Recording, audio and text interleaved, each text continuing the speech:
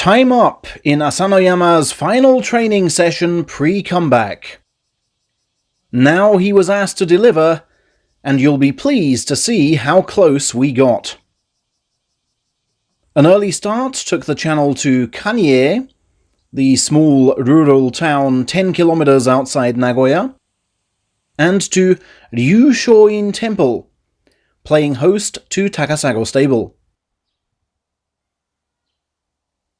There, with I'd say 10 newspaper reporters and 5 locals, did we crowd round the fence to watch the ex-Ozeki train.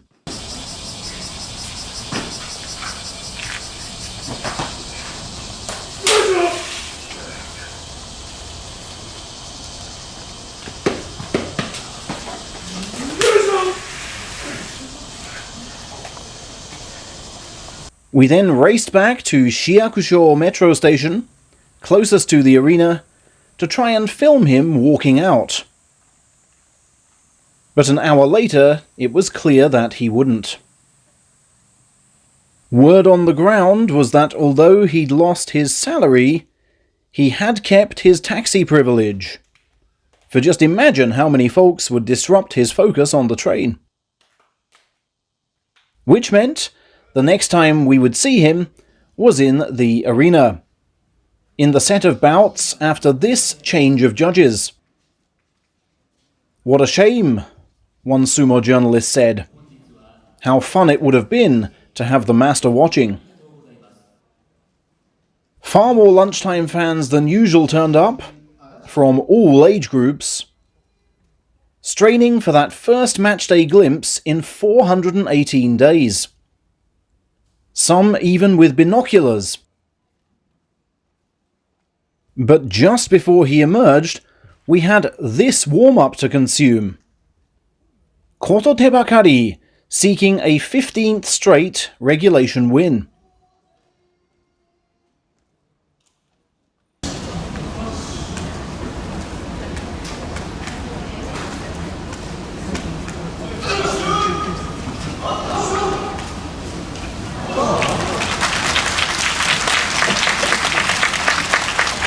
And with crab-like movement did he step his way out of a lost tachiai and keep pursuing that dream matchup with the man in the opposite corridor, anxiously waiting to find out the public's verdict.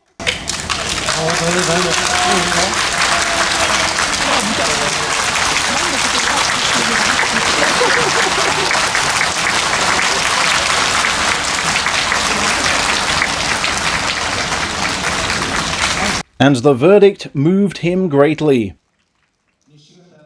Because I lied about my mid-pandemic actions, I thought I'd lost their support for good, Asanoyama said in his first permitted comments since suspension.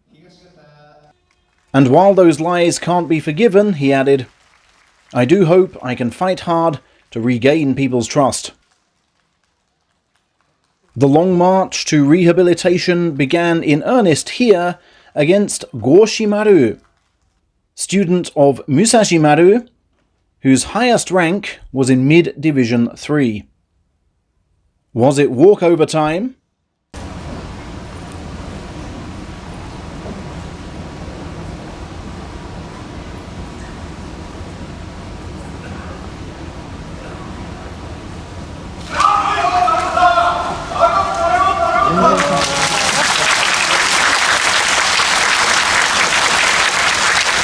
More like walkover in no time.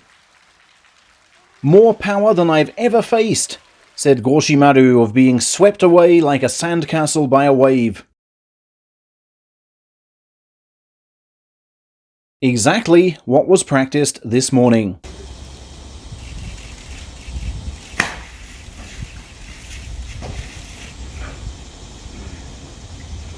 The first Asanoyama stepped back towards staying in such hotels and shopping in such boutiques on whims. Now for the men he should be facing.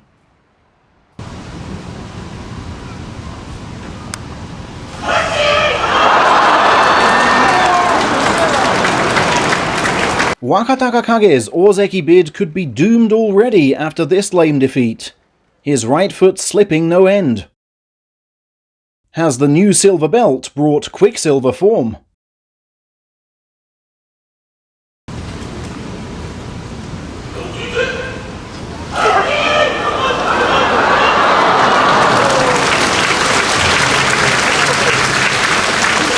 Ichinojo, who beat him yesterday, earned praise from Chairman Hakkaku after this Hakuho-style extended left decoy prior to flattening Daieisho's face.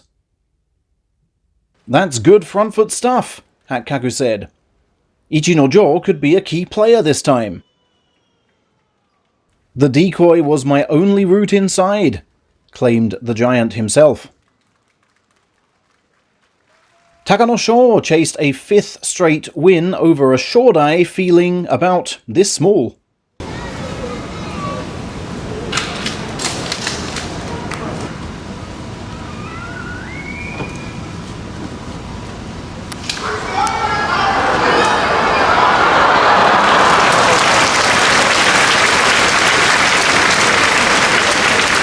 And he got it with a hooking throat hold which left Shodai spinning with armpits exposed.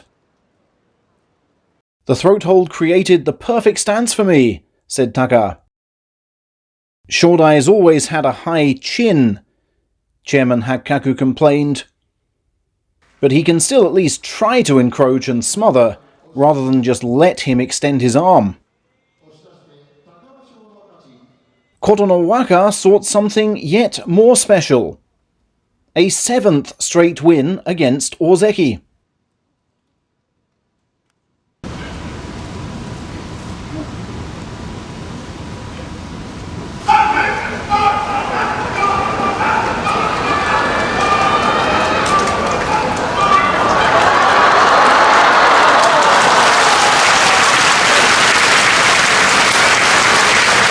And 7th heaven it was, with sublime exploitation of Mitake's slice inside which invited the swinging throw.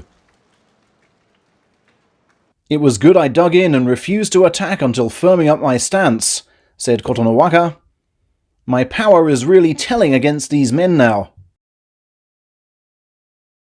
What he's worked on in training is paying big dividends on match days, said his father, who watched him from ringside. And finally, a bout with Kiribayama oft proves a fine remedy for a struggling Terunofuji. How about today?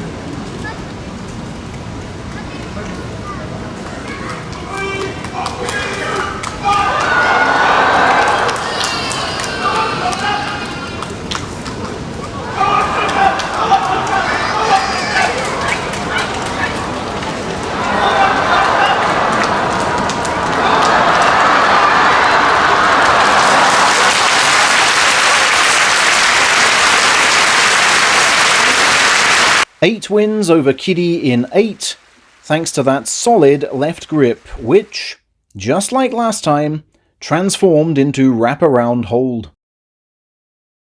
But Takanosho, Asanoyama's last opponent but one, brings a tougher test tomorrow, surely.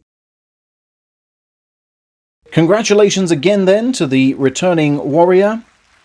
May this all build up to a first win over Terunofuji, or at least the chance to fight him again.